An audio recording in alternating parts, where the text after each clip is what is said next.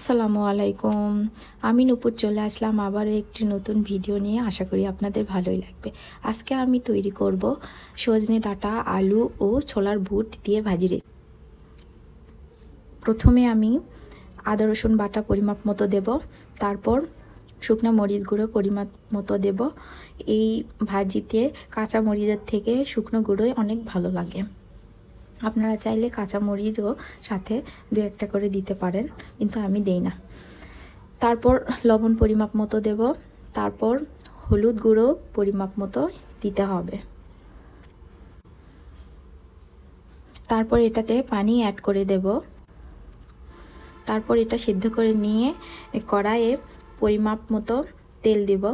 তেল দিয়ে রসুন পেঁয়াজ দিয়ে ডালচিনি তারপরে সাদা এলাচ দিয়ে কিছুক্ষণ নেড়ে নেড়ে একটু হয়ে আসলে তারপর ওই যে সিদ্ধ করে নেওয়া তরকারিটা এর মধ্যে দেওয়ার জন্য এর বাগার তৈরি করে নিতে হবে।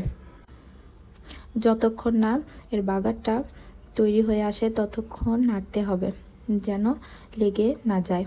তারপর একটু লাল লাল হয়ে আসলে এর মধ্যে সজনে ডাঁটা আলু দিতে হবে, দিয়ে ভালোভাবে লাল লাল করে ভেজে নিতে হবে।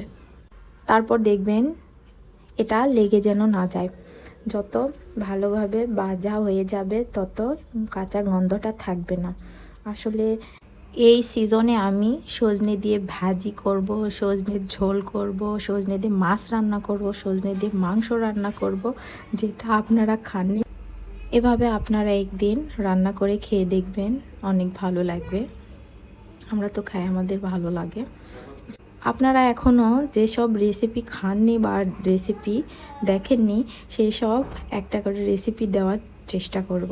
আশা করি আপনাদের ভালো আসলে এই সজনের সিজনে সজনে দিয়ে আপনাদের সজনেময় করে দেব।